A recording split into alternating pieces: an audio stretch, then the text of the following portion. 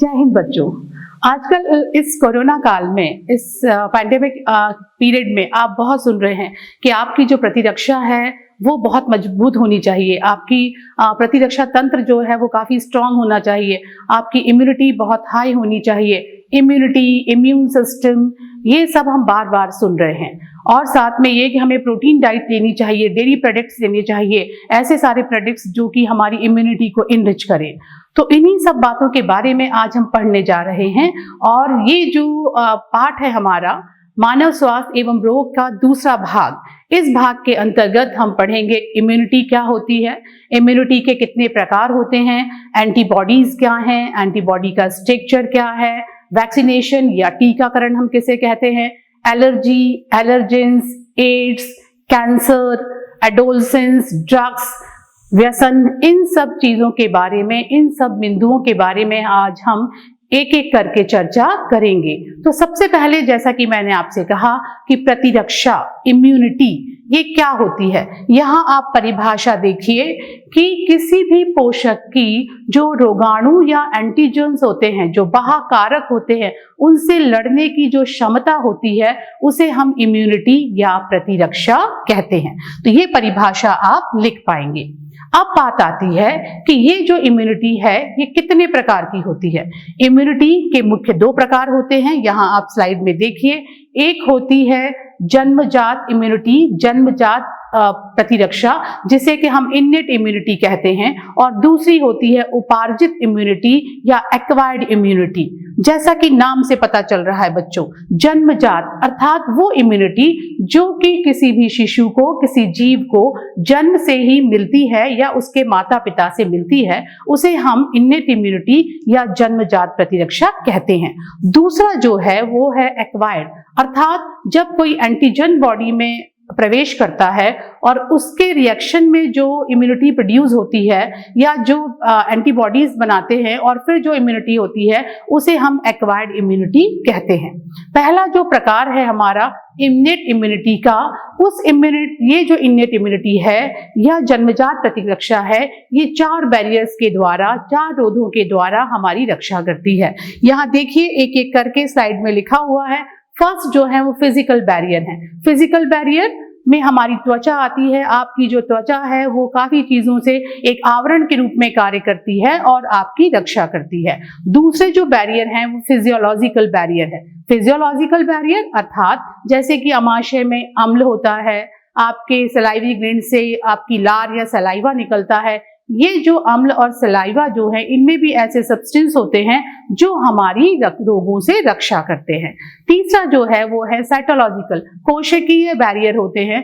आप सभी को पता है, आपने 10th क्लास में पढ़ा है, 9th में पढ़ा है, 11th में पढ़ा है कि कोशिकाएं होती हैं, WBCs होती हैं, जो आपकी श्वेत रुधिर कणिकाएं होती हैं। WBCs इन्हें शोल्डर ऑफ द बॉडी भी कहते हैं, रक्त में पाई जाती हैं और विभिन्न रोगों से ये लड़ने का काम करती हैं। तो ये भी एक बहुत बड़ा बैरियर है या ये हमें कई रोगों से हमारी रक्षा में सहायक होती हैं। चौथा जो है वो साइटोकाइन बैरियर्स हैं। इनमें ये जो आपके वायरल से या वायरसेस से जो रोगों के द्वारा, वायरस से जो रोग होते हैं उसके पश्चात कुछ पदार्थ जो है वो सक्रीट होते हैं, जिन्हें कि इंटरफेरॉन कहते हैं। ये इंटरफेरॉन भी आगे आने वाले या बाद में जब रोग होते हैं तो उसके लिए ये बैरियर का कार्य करते हैं। तो यहाँ आपने देखा कि ये जो है आपकी इन्नेट इम्यूनिटी, ये 4 प्रकार के बैरियर्स के द्वारा आपकी रक्षा करती है। दूसरा जो प्रकार है इम्यूनिटी का वो है एक्वायर्ड इम्यूनिटी। इसको हम मेमोरी बेस्ड इम्यूनिटी या मेमोरी बेस्ड प्रतिरक्षा भी कहते हैं कि जब कोई एंटीजन आपकी बॉडी में प्रवेश करता है तो उसके फलस्वरूप एक प्राइमरी रिएक्शन होती है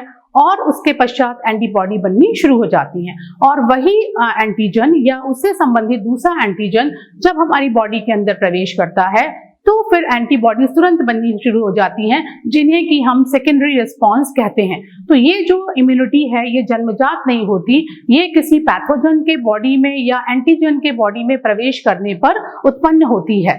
और ये मुख्यतः ये एंटीबॉडीज बनाने का जो काम है 2 प्रकार के सेल करते हैं, और वो जो कोशिकाएं या सेल हैं वो B cells and T cells कहलाते हैं। इन्हें हम B lymphocytes and T lymphocyte भी कहते हैं। ये परीक्षा में भी पूछा जाता है।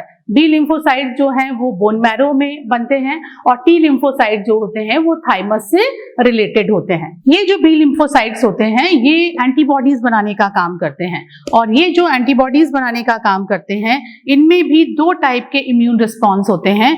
एक होता है ह्यूमोरल इम्यून रिस्पॉन्स या एंटीबॉडी मीडिएट इम्यूनिटी, जिसे हम AMI कहते हैं, एग्जाम में पूछा जा सकता है। एंटीबॉडी मीडिएटेड इम्यूनिटी और AMI, और दूसरा जो होता है वो होता है सेल मीडिएटेड इम्यून रिस्पॉन्स या cell mediated immunity CMI।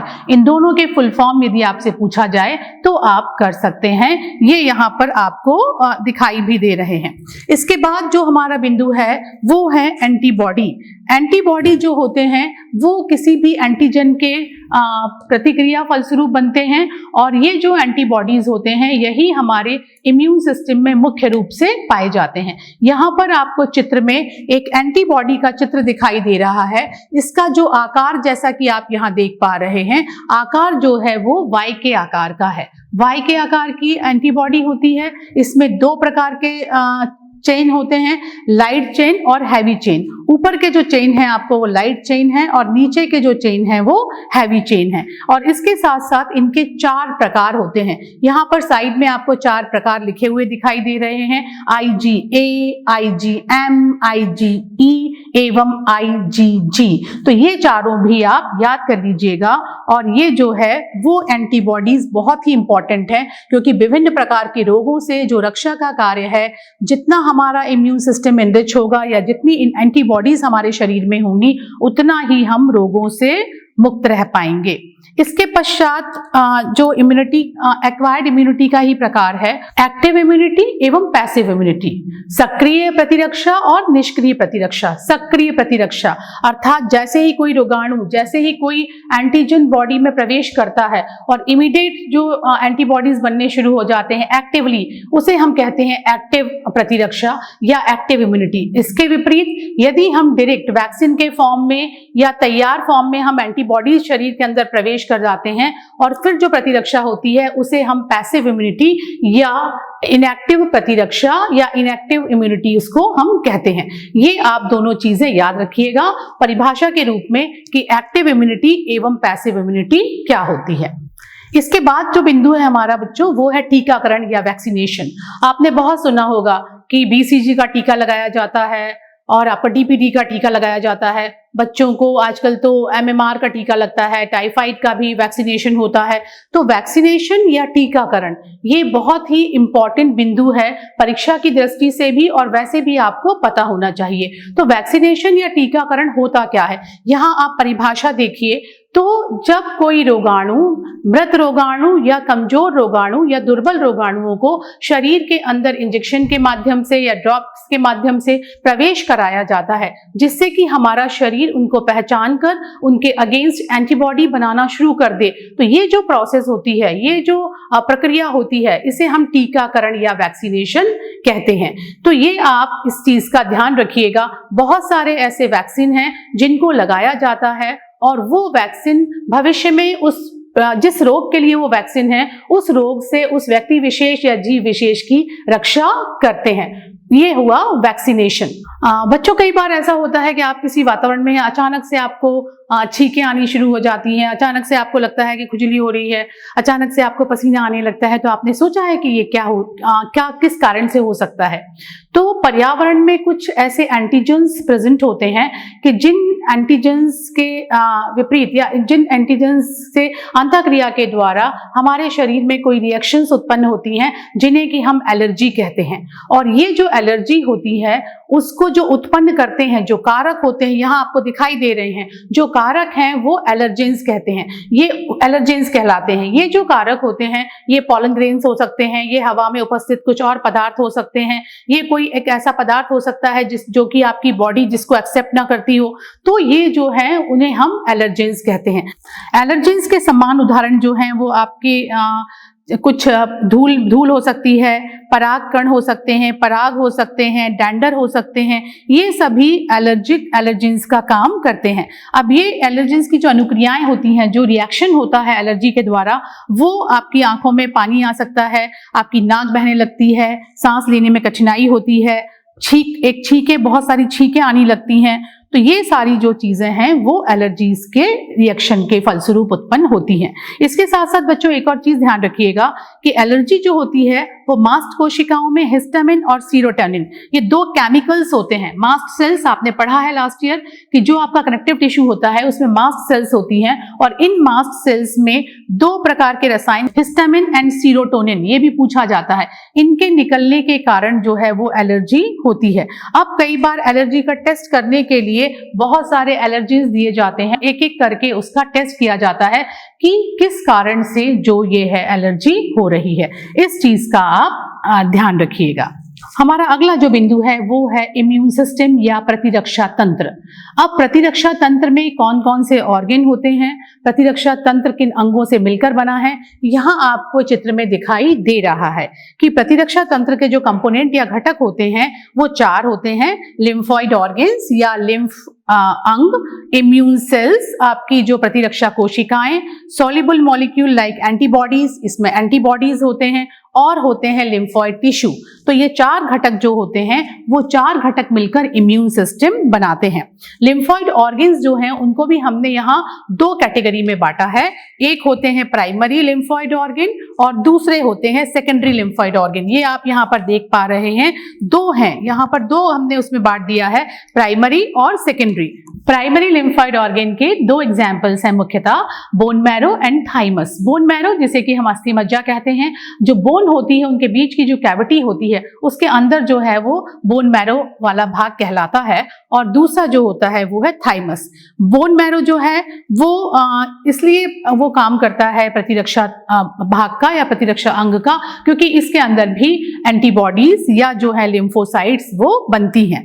Bone marrow जो है इसके साथ साथ आरबीसी का मैचुरेशन और आरबीसी का प्रोडक्शन भी बोन मैरो के अंतर्गत ही होता है। दूसरा जो ऑर्गन है वो थाइमस है। थाइमस जैसा कि आप यहाँ देख पा रहे हैं ये हृदय के पास होता है, और जब बच्चे छोटे होते हैं उस समय ये काफी डेवलप होता है। जैसे जैसे उम्र बढ़ती जाती है वैसे वैसे ये डिजेनरेट होता जाता है और ये ह्यासित हो जाता है। इस चीज का भी आप इसको ध्यान रखिएगा। और ये जो है वो टी लिम्फोसाइट को उत्पन्न करता है। तो टी लिम्फोसाइट याद करने में आपको सहूलियत होगी, थाइमस से जो प्रोड्यूस होती हैं वो टी लिम्फोसाइट्स होती हैं। दूसरा जो है वो है secondary lymphoid organ. Secondary lymphoid organ में आपका आता है स्प्लिन, लिम्फ नोड्स एवं माल्ट। स्प्लिन ये एक बहुत लार्ज, एक बड़ा, यहाँ आपको दिखाई दे रहा है, बड़ा एक बीन के आकृति का, एक बीन जो है फली के आकृति का आपका एक ऑर्गन होता है जिसमें कि लिम्फोसाइट्स एवं फैगोसाइट्स उपस्थित होती हैं, बीज के आकार का। ये जो है एक फिल्टर का काम करता है, और इसका जो ये ब्लड में से जितने भी माइक्रो ऑर्गेनिजम्स होते हैं उनको ये ट्रैप कर लेता है। इसके साथ साथ ये इरिथ्रोसाइट का भी एक बहुत बड़ा रिजर्वायर होता है, इरिथ्रोसाइट अर्थात आरबीसी। उसके बाद दूसरे जो ऑर्गन है आपके सेकेंडरी लिम्फॉइड ऑर्गन, उसमें आते हैं लिम्फ नोड्स। ये छोटे छोटे स्ट्रक्चर्स होते हैं जो कि लिम्फेटिक सिस्टम में अलग अलग बिंदुओं पर उपस्थित होते हैं। ये भी माइक्रो ऑर्गेनिजम्स को ट्रैप करने का काम करते हैं, और साथ में ये एंटीजेंस को भी ट्रैप करते हैं। तो ये ध्यान रखिएगा कि जो लिम्फ नोड्स होते हैं वो माइक्रो ऑर्गेनिज्म के साथ साथ एंटीजेंस जो कि रोगों को उत्पन्न करते हैं, जो रोगाणु होते हैं, इन दोनों को ट्रैप करने का जो कार्य है, इन दोनों को जो खत्म करने का कार्य है वो लिम्फ नोड्स के द्वारा होता है। तीसरे जो होते हैं ये बहुत इंपॉर्टेंट हैं, इनका फुल फॉर्म भी पूछा जाता है, MALT। यहाँ आपको दिखाई दे रहा है स्लाइड में MALT, इसका फुल फॉर्म देखिए, mucosal associated lymphoid tissue. Again I am repeating, mucosal associated lymphoid tissue या माल्ट इसको कहा जाता है। ये जो होता है ये लिम्फॉइड टिश्यू से मिलकर बना होता है, और ये मुख्यतः जो आपकी रेस्पिरेटरी श्वसन नलिका जो होती है, डाइजेस्टिव जो ट्रैक होता है और ये यूरिनाइजल ट्रैक जो होता है उसकी लाइनिंग या म्यूकोसा में ये उपस्थित होते हैं। 50% जो लिम्फोइड टिश्यू होते हैं ह्यूमन बॉडी में, 50% लिम्फोइड टिश्यू, ध्यान रखिएगा 50% ऑफ लिम्फोइड टिश्यू हमारे मानव शरीर में वो माल्ट के द्वारा ही बने हुए होते हैं या उनका फॉर्मेशन जो है वो माल्ट के द्वारा ही होता है। बच्चों, हमारा जो अगला बिंदु है उसका नाम आपने बहुत सुना है। ये जो रोग है वो बहुत ही खतरनाक रोग है, AIDS, AIDS, acquired immunodeficiency syndrome. As the name indicate, जैसा कि नाम से पता चल रहा है, एक्वायर्ड मतलब उपार्जित, इम्यूनो अर्थात ये हमारी इम्यून सिस्टम, हमारा जो प्रतिरक्षा तंत्र है उस पर डायरेक्ट अटैक करता है। इस इम्यूनो डेफिशिएंसी इम्यून सिस्टम को डेफिशिएट कर देता है, इम्यून सिस्टम को खत्म कर देता है। सिंड्रोम का मतलब होता है ग्रुप ऑफ सिम्टम्स। जब एक ही रोग में बहुत सारे रोगों के लक्षण दिखाई देते हैं या बहुत सारे लक्षण को लिए हुए वो रोग होता है तो उसे हम सिंड्रोम कहते हैं। तो एक्वायर्ड इम्यूनोडेफिशिएंसी सिंड्रोम या एड्स जो है ये एक बहुत ही खतरनाक रोग है। सबसे पहले 1981 में यूएसए में इसका फर्स्ट पेशेंट जो है वो रिकॉग्नाइज किया गया था। अब बच्चों, एड्स के बारे में आप बहुत सारी चीजें जानते हैं, एड्स दिवस भी मनाते हैं। तो एड्स जो है वो एक किस वायरस के द्वारा होता है या इसका पैथोजन क्या है? इसका पैथोजन जो है वो एक वायरस है, HIV, इसका फुल फॉर्म भी पूछा जाता है। और ये जो HIV है वो एक रेट्रोवायरस है, ये भी नीट में पूछा जा सकता है। रेट्रोवायरस का मतलब होता है कि जनरली हम जानते हैं हमेशा डीएनए के टेम्पलेट पर mRNA का सिंथेसिस होता है, पर जो रेट्रो मीन्स रिवर्स, यहाँ पर mRNA से डीएनए का सिंथेसिस होता है, इसलिए ये जो वायरस है वो रेट्रोवायरस कहलाता है। इसके पश्चात अब यहाँ पर आप देख पा रहे हैं कि ये जो एड्स है उसका संचरण या ट्रांसमिशन कैसे हो सकता है। तो इसका ट्रांसमिशन सेक्सुअल कांटेक्ट के द्वारा होता है, ब्लड ट्रांसफ्यूजन के दौरान जो यूज की जाती है सिरिंज उसके द्वारा हो सकता है, मदर से बच्चों में ये रोग जो है वो स्थानांतरित हो सकता है। तो ये जो कुछ कारण हैं जिनके द्वारा एड्स जो है वो एक व्यक्ति से दूसरे व्यक्ति में इसका ट्रांसमिशन हो सकता है। एड्स से बचने के लिए जागरूकता होना बहुत ही जरूरी है, अवेयर होना चाहिए। तो उसके अवेयर के लिए सबसे पहले तो कि बच्चों को स्कूल में भी कॉलेज में भी सेक्स एजुकेशन देनी चाहिए कि जो आपके सेफ सेक्सुअल कॉन्टेक्ट्स हैं वो हो। उसके साथ साथ कोई भी जब भी ब्लड ट्रांसफ्यूजन हो या ब्लड डोनेट हो या ब्लड ग्रुप टेस्ट कराने जाएं तो syringe should be new, syringe जो हो वो वहाँ पर नई होनी चाहिए। जब भी किसी ब्लड बैंक से ब्लड लिया जाता है तो वो ब्लड जो है वो टेस्टेड होना चाहिए, वो HIV नेगेटिव होना चाहिए, उसमें एड्स के जो रोगाणु हैं वो नहीं होना चाहिए। तो इस प्रकार से एड्स से जो है वो बचा जा सकता है। यहाँ पर प्रश्न भी जो पूछा जाता है वो इसी प्रकार पूछा जाता है कि एड्स का फुल फॉर्म लिखिए, किस वायरस के द्वारा होता है, इसके लक्षण क्या हैं और किस प्रकार एड्स से जो है वो हम सुरक्षा कर सकते हैं। साथ साथ में कभी कभी एड्स का जो जिस रोगाणु के द्वारा होता है, जिस वायरस के द्वारा होता है, उसके बारे में भी परीक्षा में पूछा जाता है। इसके साथ साथ बच्चों ये भी ध्यान रखिएगा कि जो लोग ड्रग्स लेते हैं, इंट्रावीनस जो सिरिंज के द्वारा ड्रग्स लेते हैं, उससे भी एड्स फैलने के चांसेस बढ़ जाते हैं। अब ये एड्स का जो परीक्षण है या किसी व्यक्ति को एड्स हुआ है ये जानने के लिए जो टेस्ट होता है वो है ELISA test, ELISA। This is also very important for the examination point of view.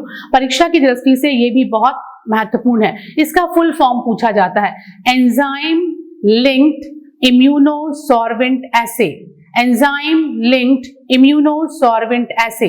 इसके द्वारा जो है वो एड्स का परीक्षण किया जा सकता है, ये पता लगाया जा सकता है कि व्यक्ति जो है वो एड्स पॉजिटिव है या नेगेटिव। दूसरा जो बहुत ही खतरनाक रोग है बच्चों, उसके बारे में भी आप काफी सुनते रहते हैं, बहुत आप चर्चा में रहता है, कैंसर।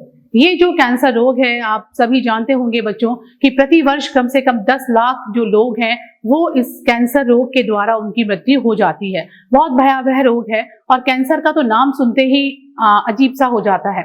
कैंसर के बारे में भी आपसे पूछा जाए कि कैंसर क्या है, तो यहाँ आप देखिए परिभाषा, कि कैंसर जो है वो रिलेटेड है अनकंट्रोल्ड सेल डिवीजन, मुख्यतः जो आपका अनियंत्रित कोशिका विभाजन होता है और उसके पश्चात उनमें डिफरेंशिएशन ना होकर जो ट्यूमर्स बन जाते हैं जनरली, वो कैंसर को कॉज करते हैं या उनके द्वारा कैंसर होता है। और भी कई प्रकार के कैंसर हैं, पर यहाँ पर मुख्य जो है वो अनकंट्रोल्ड सेल डिवीजन के द्वारा बने हुए ट्यूमर्स हैं। ये जो ट्यूमर्स होते हैं वो मुख्यतः दो प्रकार के होते हैं। यहाँ आप देखिए, एक कहलाते हैं बेनाइन ट्यूमर और दूसरे होते हैं मैलिग्नेंट ट्यूमर। ये जो बेनाइन ट्यूमर हैं ये इतने ज्यादा खतरनाक नहीं होते और इनसे ज्यादा क्षति नहीं पहुंचती। दूसरे जो ट्यूमर हैं जिन्हें हमने मैलिग्नेंट ट्यूमर कहा है, जो कैंसरस ट्यूमर हैं, इनके द्वारा जो है वो व्यक्ति रोग से ग्रसित हो जाता है। एक चीज और बच्चों ध्यान रखिएगा कि कैंसर को जो कॉज करने वाले जीन्स हैं या कैंसर जिन जीन्स के कारण होता है, जिन जीन्स के एक्टिव होने के कारण होता है, उनको ऑन्कोजीन्स कहते हैं। और ये जो ऑन्कोजीन्स हैं वो सभी की बॉडी में जो है वो प्रेजेंट होते हैं, पर वो किसी कार्सिनोजेंस अर्थात वो एजेंट्स जो कि कैंसर को कॉज करते हैं या इन जीन्स को एक्टिव करते हैं, उनके एक्टिव होने के कारण ये जीन्स भी एक्टिव होकर कैंसर को कॉज करते हैं। इसके साथ साथ ऑब्जेक्टिव में ये भी पूछा जा सकता है कि वायरस में जो जीन्स प्रेजेंट होते हैं, कैंसर कॉजिंग जीन्स, वो वायरल ऑन्कोजीन्स कहलाते हैं। कैंसर के कारण कौन कौन से हो सकते हैं या कार्सिनोजन, यहाँ एक एक करके आप देखिए, आपको स्लाइड में दिखाई दे रहा है।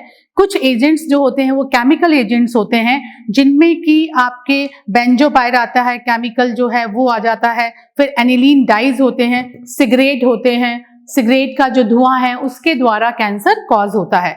ये केमिकल एजेंट्स हैं, रासायनिक कारक हैं। दूसरे जो होते हैं फिजिकल एजेंट्स होते हैं। फिजिकल एजेंट्स में जो है एक्सरेज हैं, गामा रेज हैं, नॉन आयोनाइजिंग रेडिएशंस हैं, इन यूवी रेज हैं। आपने पढ़ा होगा 10वीं कक्षा में, बहुत आपने याद किया होगा कि स्किन का जो कैंसर है वो अल्ट्रावायलेट रेज के कारण होता है। तो यूवी रेज जो है या अल्ट्रावायलेट रेज जो है वो भी एक बहुत महत्वपूर्ण एजेंट है कैंसर को कॉज करने का। कुछ बायोलॉजिकल एजेंट्स जिनके बारे में मैंने अभी आपको बताया कि ऑन्कोजेनिक वायरसेस होते हैं और कुछ पैरासाइट्स भी होते हैं जिनके द्वारा कैंसर जो है वो कॉज होता है। अब इसके पश्चात आपको यहाँ दिखाई दे रहा है, हम देखेंगे कि कैंसर का पता कैसे लगाया जाता है, कौन से टेस्ट किए जाते हैं या डिटेक्शन जो है वो कैंसर का किस प्रकार किया जाता है। तो वन बाय वन आप देखिएगा। इसमें सबसे पहले तो ब्लड और बोन मैरो टेस्ट होते हैं, रक्त का और अस्थि मज्जा का टेस्ट किया जाता है, ये जानने के लिए कि ल्यूकेमिया यदि है तो उसमें सेल का जो सामान्य संख्या होती है उससे कितना ज्यादा है, नंबर 1। नंबर 2, रेडियोथेरेपी, एक्सरेज भी किए जाते हैं जिनके द्वारा कैंसर का डिटेक्शन या कैंसर को डिटेक्ट किया जाता है। उसके पश्चात बायोप्सी बहुत आपने सुना होगा, ये भी एक बहुत ही कॉमन कैंसर डिटेक्टिंग टेक्निक है, जिसमें कि जब डॉक्टर को सस्पेक्ट होता है कि यहाँ किसी भी अंग का कैंसर हो सकता है तो उसके टिश्यूज को निकालकर और उनको फिर उनका टेस्ट किया जाता है पैथोलॉजी में, जिसे कि हम बायोप्सी टेस्ट कहते हैं। इसके साथ साथ और भी कई डिटेक्टिंग मेथड्स हैं जिनमें कंप्यूटेड टोमोग्राफी है। कंप्यूटेड टोमोग्राफी भी एक्सरेज का यूज करके की जाती है। इसके बाद आपका एमआरआई जो टेस्ट है वो एमआरआई टेस्ट भी किए जाते हैं जिनके द्वारा कैंसर का पता लगाया जाता है। ये जो आपका एमआरआई है वो मैग्नेटिक रेजोनेंस इन्वेस्टिगेशन होता है।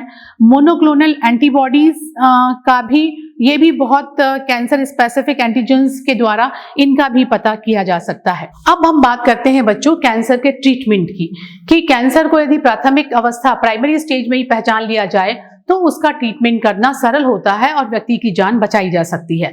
तो यहाँ पर जो ट्रीटमेंट है उसमें सबसे पहला है सर्जरी करके या शल्य क्रिया करके वो भाग जिसमें कि कैंसर हुआ है उसको हटा दिया जाता है, इस चीज का ध्यान रखते हुए कि आसपास के जो सामान्य टिश्यूज हैं उनको सुरक्षित बचा सके। दूसरा होता है कीमोथेरेपी, कुछ केमिकल्स यूज किए जाते हैं, उनके रेडिएशन दिए जाते हैं, उसके द्वारा भी जो कैंसर अफेक्टेड एरियाज हैं उनको नष्ट किया जाता है। उसके बात जो आती है वो है रेडियोथेरेपी के द्वारा भी कुछ रेस के द्वारा कैंसर के जो इफेक्टेड सेल्स हैं उनको खत्म किया जाता है। इम्यूनोथेरेपी, इंटरफेरॉन्स यूज किए जाते हैं और इन इंटरफेरॉन्स के द्वारा भी जो कैंसर कॉजिंग आपके सेल्स हैं उन सेल्स को नष्ट किया जाता है। तो ये 4 ऐसे प्रकार हैं या 4 ऐसे ट्रीटमेंट हैं जिनके द्वारा कि कैंसर का ट्रीटमेंट किया जा सकता है। कई बार कीमोथेरेपी या हमेशा ही कीमोथेरेपी के कुछ साइड इफेक्ट्स होते हैं, बाल जो हैं वो काफ़ी झड़ जाते हैं, साथ में एनीमिक भी हो जाते हैं व्यक्ति, बहुत पेनफुल होता है ये, परंतु इन ट्रीटमेंट्स के द्वारा व्यक्ति विशेष की जो जान है वो बचाई जा सकती है। हमारे इस पार्ट का एक बहुत ही महत्वपूर्ण और चिंताजनक बिंदु है, वो है ड्रग और अल्कोहल का कुप्रभाव। बच्चों, आप सब किशोर अवस्था में आते हैं और ये जो ड्रग्स हैं, कई ऐसे बच्चे होते हैं या इस उम्र में कुछ बच्चे अच्छा और बुरा नहीं समझ पाते अपना और ड्रग्स का उपयोग करने लगते हैं। तो ड्रग्स और अल्कोहल ये दोनों ही जो चीज़ें हैं ये बहुत ही ज़्यादा स्वास्थ्य के लिए इनका बहुत नेगेटिव प्रभाव होता है। तो इनके बारे में भी हम एक एक करके पढ़ेंगे कि ड्रग्स जो हैं वो कितने प्रकार के हो सकते हैं और अल्कोहल जो है उसका कुप्रभाव होगा। ड्रग्स जो होते हैं वो हमारे शारीरिक और मानसिक दोनों ही स्तर पर हमको नुकसान पहुंचाते हैं। साथ में जो अल्कोहल है उसके बारे में तो आप सभी जानते हैं, उससे भी हमारे शरीर को, हमारे लिवर को, समाज में हमारी प्रतिष्ठा को, हर एक चीज को जो है वो बहुत ही नुकसान होता है। शिक्षक और बच्चे दोनों और समाज सब में की ये भूमिका है या सबका ये कर्तव्य है कि बच्चों को इन सब चीज़ों के बारे में हम बताएं और उनको समझाएं कि ये उनके आने वाले भविष्य के लिए कितना खतरनाक हो सकता है। अब हम ड्रग्स जो हैं, जो इम्पोर्टेंट ड्रग्स हैं हमारे सिलेबस के हिसाब से, उनके बारे में एक एक करके यहाँ पर देखेंगे। हमें यहाँ 2 प्रमुख ड्रग्स के बारे में पढ़ना है। पहला ओपियोइड्स और दूसरा है कैनाबिनाइड्स। पहले हम देखेंगे ओपियोइड्स। ये एक ऐसा ड्रग है, यहाँ आप देखिए, आपको दिखाई दे रहा है चित्र में, ये जो एक ऐसा ड्रग है जो हमारे सेंट्रल नर्वस सिस्टम, केंद्रीय तंत्रिका तंत्र, जिसमें कि आपका ब्रेन आता है, आपकी स्पाइनल कॉर्ड आती है, उनको ये प्रभावित करता है।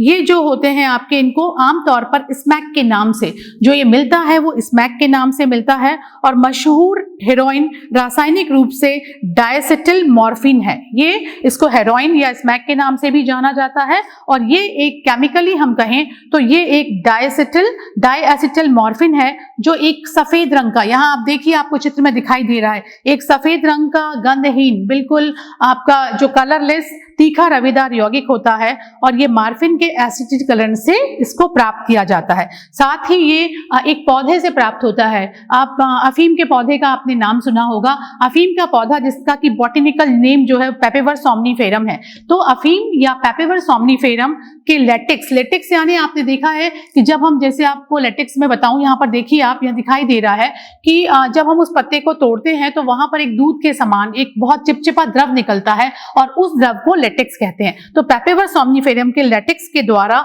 लेटेक्स के एक्सट्रैक्शन से इसको प्राप्त किया जाता है। और फिर इसको लेने का जो तरीका है, वो जो लोग ड्रग एडिक्ट होते हैं, जो लोग ये ड्रग्स आपकी ओपियोइड्स लेते हैं, उसको नाक के पास ले जाके बहुत ही तेजी से उसको सूंघकर इसको ग्रहण करते हैं। और ये एक प्रकार का डिप्रेसेंट है, ये अवसादक है जो कि जनरली जो लोगों को जो इसको लेते हैं उनको ये डिप्रेस करने का कार्य करता है। और दूसरी प्रकार का जो हमारा कैटेगरी है या दूसरा जो ड्रग है वो है कैनाबिनाइड्स। ये भी एक केमिकल्स का ग्रुप है। Cannabinoids is a group of chemicals. ये भी मुख्य रूप से मस्तिष्क या ब्रेन को अफेक्ट करता है। और यहाँ पर ये जो कैनाबिनाइड है, वो कैनाबिनाइड यहाँ चित्र में देखिए, आपको दिखाई दे रहा है, जिस पौधे से प्राप्त होता है उसे कहते हैं कैनबिस सटाइवा। पूछा जा सकता है आपसे एग्जामिनेशन में कि ये जो कैनाबिनाइड्स है वो किससे प्राप्त होता है। तो कैनबिस सटाइवा जो पौधा है उसके इन्फ्लोरेंसेस मींस ग्रुप ऑफ फ्लावर, इन्फ्लोरेंसेस या ग्रुप ऑफ फ्लावर से इसको प्राप्त किया जाता है। इसको भांग के रूप में बनाया जाता है। भांग, गांजा, मैरिजुआना, हशीश, चरस, ये सभी जो हैं वो इस पौधे के एक्सट्रैक्ट या उसके इन्फ्लोरेंसेस से उसको बनाया जाता है। इसको तो मुंह द्वारा भी खाया जाता है। और ये जो ड्रग है वो हमारे कार्डियोवैस्कुलर सिस्टम, हमारा हृदय और हमारे हृदय से संबंधित जो हमारी धमनियां और सारी चीजें हैं, अंग हैं, उनको ये अफेक्ट करता है। तीसरा जो हमारा ड्रग है वो है कोको अल्कोलाइड या कोकिन कोका। कोकिन कोका जो है वो एक जिस प्लांट से मिलता है उस प्लांट का नाम है Erythroxylum Coca. Again I am repeating, Erythroxylum Coca. आपको यहाँ डायग्राम दिखाई दे रहा है, एरिथ्रोजाइलम कोका, उससे ये मुख्य रूप से प्राप्त होता है। ये एक न्यूरोट्रांसमीटर जो होता है डोपामाइन के सर्कुलेशन में ये बैरियर का काम करता है। तो that is also very adverse effect of this, इसे कोक या क्रैक कहा जाता है। कोकेन कोक या क्रैक के रूप में इसको लिया जाता है और जोर से इसको मुंह से सांस खींचकर, लंबी सांस खींचकर इसको अंदर लिया जाता है। ये आप चित्र में देख पा रहे हैं। साथ साथ ये हमारे सेंट्रल नर्वस सिस्टम पे अफेक्ट करता है और कोकेन की यदि अधिक मात्रा ली जाए तो हेलुसिनोजन इफेक्ट होते हैं। मतलब एक ऐसा मनुष्य के मस्तिष्क में एक भ्रम सा पैदा होता है, इसको हेलुसिनोजन आते हैं कि भाई ऐसा मतलब कुछ वो उड़ रहा है या कुछ बहुत अलग ही टाइप के इफेक्ट हो रहे हैं। तो इस प्रकार ये जो है वो एक हेलुसिनोजन का भी अफेक्ट भ्रम पैदा करता है। पूछा जाए यदि आपसे में एग्जामिनेशन में कि उस ड्रग का नाम लिखिए जो कि हेलुसिनोजन इफेक्ट करता है, तो आप वहां पर जो इसका नाम कोका अल्कोलाइड से प्राप्त होने वाला कोक का नाम उसमें लिख सकते हैं। अब हमारा अगला जो बिंदु है बच्चों, वो आपसे संबंधित है, किशोर अवस्था एवं ड्रग प्रभाव। किशोर अवस्था, आप सभी किशोर हैं, जितने बच्चे यहाँ पर देख रहे हैं, सुन रहे हैं, आप सब किशोर अवस्था में आते हैं। अर्थात 12 साल से लेकर 18 साल तक की जो उम्र के बच्चे हैं वो सब किशोर हैं, पहली बात। दूसरी, हम ये भी कह सकते हैं कि किशोर अवस्था एक पीरियड है, एक अवधि है, एक जो कि बचपन और एडल्ट, बचपन और प्रौढ़ता, इन दोनों के बीच में एक सेतु का काम करती है। और इस उम्र में बच्चे स्पेशली आप महसूस भी करते होंगे कि ये बड़ी एक नाजुक अवस्था है जिसमें कि काफी हार्मोनल चेंजेस होते हैं, काफी मनोवैज्ञानिक और मानसिक दोनों ही प्रकार के परिवर्तनों से होके आप गुजरते हैं। तो आपके लिए एक थोड़ा सा कठिन दौर है जिसे कि आपको समझ के इसको निकालना है।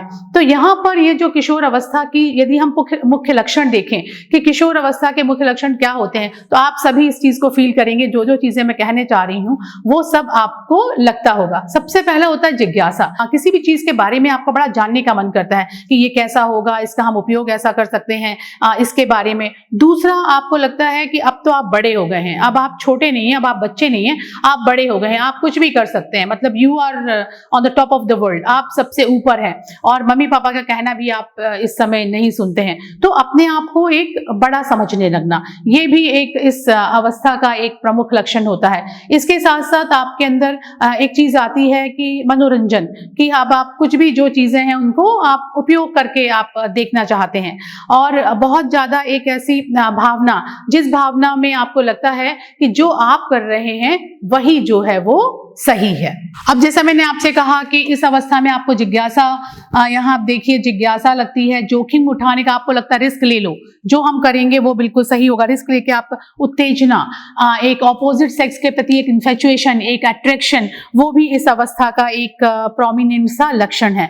तो इसमें आपको जिज्ञासा में ये है कि आपको जिज्ञासा हो रही है तो उसका समाधान आप किसी बड़े से ले, आप टीचर से अपनी समस्या को, जो भी आपको अंदर लग रहा है उसको डिस्कस कर सकते हैं, वहां से आपको एक सही पॉजिटिव सॉल्यूशन मिलेगा। इसके साथ साथ आप अपने पेरेंट्स के साथ भी वो चीज अपनी शेयर कर सकते हैं, क्योंकि आपको इस उम्र में ये लगता है कि आप सही हैं, पर सही और गलत में सही क्या है इसका जो निर्णय है वो बड़ों के साथ मिलकर आप लेंगे तो आपकी जो समस्याएं हैं उनका आप समाधान कर सकते हैं। इसमें कई बार आपको बहुत प्रेशर भी रहता है, कई बार आपको लगता है कि आप परीक्षा में बहुत आगे आए, वो प्रेशर है। साथ में आपको लगता है कि आपको अपने करियर का चुनाव करना है, तो वो करियर का चुनाव कैसे हो, परीक्षा में आप कैसे आगे आए, इन सब चीजों का आप बहुत सही तरीके से यदि सोचते समझते हुए वो करेंगे तो आप जो चाहते हैं वो आप कर पाएंगे। इसके साथ साथ कई बार इस उम्र में बच्चों को लगता है कि चलो हम भी धूम्रपान करके देखें, कि हम वो जिज्ञासा वाली जो बात है कि होता क्या है, आखिर कैसा लगता है। कुछ तो फ्रेंड्स भी ऐसे होते हैं जो ये कहते हैं कि अरे देखो तो सही, एक कश लगा के देखो, मजा आ जाएगा, तुम दूसरे वर्ल्ड में पहुंच जाओगे। तो ये सब चीजें आपको नहीं करनी है। आपको कोई भी ऐसा काम जो आप नए कर रहे हैं या आपके फ्रेंड्स कह रहे हैं, उनको पहले आप सोचिए कि ये सही है या गलत, तभी आप उस चीज को करिएगा। हमारा अगला जो बिंदु है, यहाँ पर आप हेडिंग देखिए, ड्रग और अल्कोहल के कुप्रयोग के प्रभाव। ड्रग और अल्कोहल के कुप्रयोग के प्रभाव, कि यदि आप लगातार ड्रग लेते हैं या आप अल्कोहल लेते हैं तो इससे आपके जो सिस्टम्स हैं, आपके जो अंग तंत्र हैं, यहाँ पर देखिए आप, रेस्पिरेटरी सिस्टम फेलियर हो सकता है, हार्ट फेलियर हो सकता है, सेरिब्रल हैमरेज जो है, आपका प्रमस्तिष्क जो है, सेरिब्रम जिसको सेरिब्रम कहते हैं, उसका हैमरेज हो सकता है, व्यक्ति कोमा में जा सकता है और मृत्यु तक उसकी हो सकती है। तो इसलिए इन सब ड्रग्स का और अल्कोहल का उपयोग नहीं करना चाहिए। सामान्यतः इनके परिणाम जो होते हैं वो काफी दूरगामी होते हैं। कुछ लोग जो ड्रग्स हैं वो सिरिंज के द्वारा लेने लगते हैं, जिससे कि हेपेटाइटिस बी जैसी गंभीर जो बीमारी है या एड्स सिरिंज के द्वारा लेते हैं यदि, और वो सिरिंज यदि इन्फेक्टेड है और वो ड्रग्स और ये एड्स और हेपेटाइटिस बी जैसी जो बीमारी है वो संक्रमित सुई या सिरिंज के द्वारा ड्रग लेने से हो सकती है। और किशोर अवस्था में यदि एक बार अल्कोहल लेने की लत पड़ गई तो ये भी जो है वो सेंट्रल नर्वस सिस्टम को भी अफेक्ट करती है। इसके साथ साथ कुछ खिलाड़ी जो होते हैं वो खिलाड़ी भी ड्रग्स का उपयोग करते हैं अपने प्रदर्शन को और अच्छा करने के लिए। तो वो जो एक नार्कोटिक एनाल्जेसिक इसको हम कहते हैं सब, और जिससे कि उनको दर्द नहीं होता है, परंतु इनके भी कई कुप्रभाव होते हैं और उनके कुप्रभावों में हार्मोनल डिस्टर्बेंस जो है वो एक मुख्य प्रकार का प्रभाव है। इसके साथ साथ कई बार ड्रग्स लेने से और अल्कोहल लेने से समय पूर्व गंजापन हो जाता है। प्रोस्टेट ग्लैंड की कई प्रॉब्लम्स हैं जो वो हो जाती हैं। यदि देखें तो मुहासे हो जाते हैं। तो ये सारी चीजें जो हैं वो ड्रग्स को और अल्कोहल को लेने से हो जाती हैं। समाज में भी घर में भी हिंसा और घर में भी लड़ाई झगड़े जो हैं वो भी अल्कोहल के लेने से बढ़ जाते हैं। इसके साथ साथ ऐसा व्यक्ति जो कि शराब पीता है वो सही रूप से निर्णय नहीं ले पाता है, इमोशनल कंट्रोल नहीं कर पाता है, उसका मॉरल सेंस जो है, नैतिक वैल्यू जो है वो भी गिर जाती है।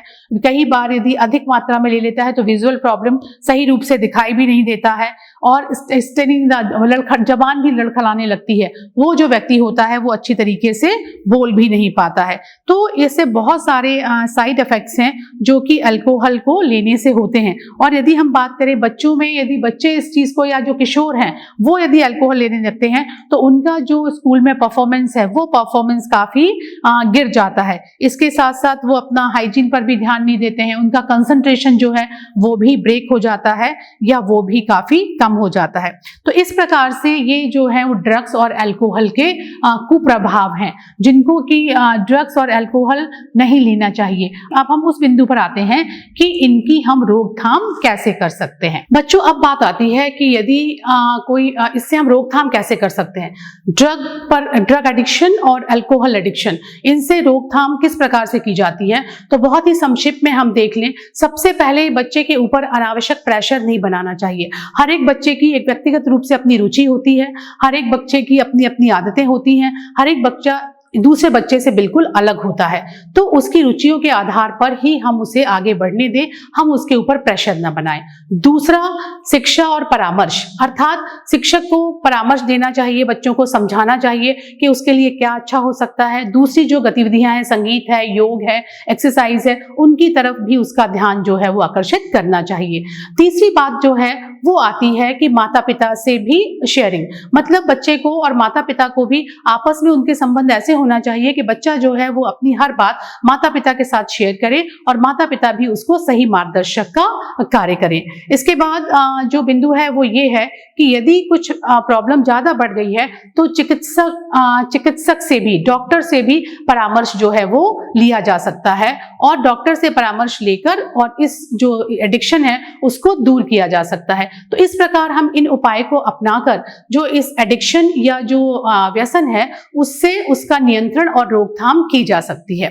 तो बच्चों, हम एक बार पुनः देख लें कि आज हमने सारी बहुत ही इंपॉर्टेंट चीजें देखी हैं। सबसे पहले हमने ये देखा था कि प्रतिरक्षा क्या होती है, प्रतिरक्षा के प्रकार क्या हैं, वैक्सीनेशन क्या है, एलर्जी क्या है, एड्स जो रोग है वो किस प्रकार से होता है, कैंसर क्या है, कैंसर के प्रकार क्या हैं, उसके बाद कौन कौन से ड्रग्स होते हैं, ड्रग्स कैसे इफेक्टिव होते हैं, ड्रग्स के क्या जो है एडवर्स इफेक्ट होते हैं, उसके साथ फिर एडिक्शन क्या है, एडोलसेंस या किशोर अवस्था क्या है, किशोर अवस्था की परेशानियां क्या हैं और उनको कैसे दूर किया जा सकता है। आप इन सभी बिंदुओं को बहुत ध्यान से समझिएगा, पढ़िएगा और अब जो मैं प्रश्न देने जा रही हूं ये प्रश्न भी एक एक करके अपनी कॉपियों में हल कर लीजिएगा। एक एक प्रश्न आप यहाँ पे देखते जाइए और उनको हल करते जाइए। आपका पहला प्रश्न है, प्राथमिक और द्वितीयक लसिकाओं अंगों के नाम बताइए। ये जो आपका प्रश्न है वो पहला प्रश्न है, name the primary and secondary lymphoid organ. ये मैंने आपको बताया है, आप लिख पाएंगे। दूसरा जो आपका प्रश्न है वो है, निम्नलिखित में अंतर लिखिए। सहज, जन्मजात और उपार्जित प्रतिरक्षा पहला है, दूसरा है सक्रिय एवं निष्क्रिय प्रतिरक्षा। फर्स्ट जो है आपका है इन्नेट एंड एक्वायर्ड इम्यूनिटी और दूसरा है एक्टिव एवं पैसिव इम्यूनिटी। तीसरा प्रश्न आपका जो बहुत महत्वपूर्ण है, परीक्षा में आता है, एंटीबॉडी अणु का नामांकित चित्र बनाइए। Draw a well labelled diagram of antibody molecule. चौथा प्रश्न है आपका कि सामान्य कोशिका से कैंसर कोशिका किस प्रकार भिन्न है। How is cancerous sales different from a normal sales. ये प्रश्न आपके 4 हो गए। और फिर आखिरी जो प्रश्न है वो भी बहुत इंपॉर्टेंट है। अल्कोहल ड्रग के द्वारा होने वाले कुप्रयोग के हानिकारक प्रभावों को संक्षिप्त में बताइए। ये प्रश्न भी आपको लिखना। List the harmful effects caused by alcohol और ड्रग अब्यूज। धन्यवाद।